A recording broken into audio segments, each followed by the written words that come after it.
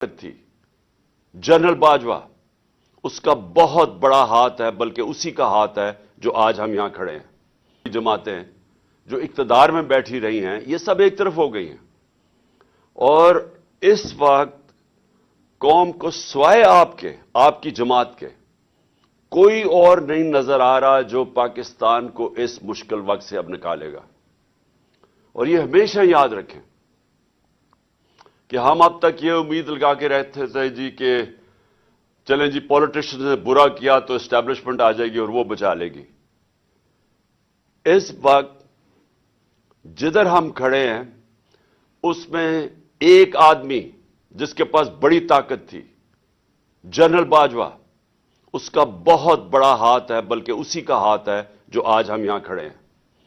اور میں پھر سے کیونکہ بار بار اپنی قوم کو یہ بتانا چاہتا ہوں کہ میں نے اس کو بتایا بھی تھا، اور میں نے شوکت ترین کو بھی بھیجا اس کو سمجھائیں کہ اگر آپ نے ہماری حکومت کو ڈی سٹیبلائز کیا، جو بڑی مشکلوں سے ایک بینکرپٹ ملک تھا جو ہمیں ملا تھا، آج وہ کوئی اخبار میں اشتہار آیا ہوا ہے جی کہ انہوں نے ڈیفالٹ سے بچا لیا پاکستان کو۔ یہ ابھی اسد عمر نے میرے سے پہلے آپ سے بات چیت کی تھی۔ اسد عمر فائنانس منسٹر تھے جب ہماری گورنمنٹ آئی 2018 میں۔ ذرا اسد عمر سے بعد میں پوچھیں کہ ہمارے اوپر کیا گزر رہی تھی جب ہمیں پتا چلا صرف $8 ارب کے ہمارے پاس ریزروز رہ گئے تھے۔ یہی اسحاق ڈار نے سارا پیسہ $1 کو صرف مصنوعی طور پہ کنٹرول کرنے میں اس نے ہمارے اربوں ڈالر کے ریزروز غائب کر دیے۔ اور وہ ٹائم تھا جب جو تیل انٹرنیشنل مارکیٹ میں وہ آج کے مقابلے میں سب سے کم تھا۔ اس کی خوش قسمتی نون لیگ کی یہ تھی کہ ان کے دور میں تیل سب سے کم تھا۔ ہمارے دور میں تو وہ کرونا کے بعد سپر سائیکل آ گیا کموڈٹی کا، اوپر چلا گیا۔ میں اس لیے آپ کو باتیں بتا رہا ہوں کہ آپ کو بیک گراؤنڈ پتا چلنی چاہیے کہ یہ حکومت جو ہے، یہ جو پی ڈی ایم ہے، یہ ان کی ساری جو ترقی ہوتی ہے وہ اشتہاروں میں ہوتی ہے، پروپیگنڈا میں ہوتی ہے، صحافیوں کو پیسہ کھلا کے ہوتی ہے، میڈیا ہاؤسز کو ساتھ ملا کے ہوتی ہے، گراؤنڈ پہ نہیں ہوتی۔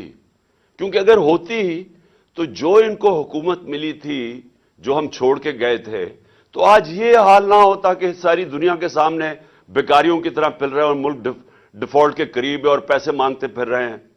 یہ نہ ہوتا، کیونکہ ہمارے پھر سے اکنامک سروے آف پاکستان میں پڑھ لیں، ہمارے سب سے بہتر انڈیکیٹرز تھے۔ پاکستان کی تاریخ میں وہ ہم نے اچیو کیا تھا جو کسی اور گورنمنٹ نے نہیں کیا۔ ریکارڈ ہم نے ایکسپورٹس اور جو بھی exports, tax collection, remittances, service sector کی سب سے زیادہ ایکسپورٹس ہمارے دور میں ہوئی، اور زراعت جو کہ ملک کی ریڑھ کی ہڈی ہے، جو کسانوں سے پوچھیں کہ کسانوں کے کیا حالات تھے اور آج کیا حالات ہیں، تو ادھر سے انہوں نے ملک کا جو آج کھڑا کیا تباہی کے کنارے پہ۔ یہ میں اس لیے آپ کو کہہ رہا ہوں کہ ہمیں اب سب کو مل کے اب جد و جہد کر کے اس ملک کو نکالنا ہے ادھر سے۔ اور میں یہ آپ کو کہنا چاہتا ہوں کہ ہم ہی وہ پارٹی ہے، ہم اب پوری ایک تیاری کر رہے ہیں۔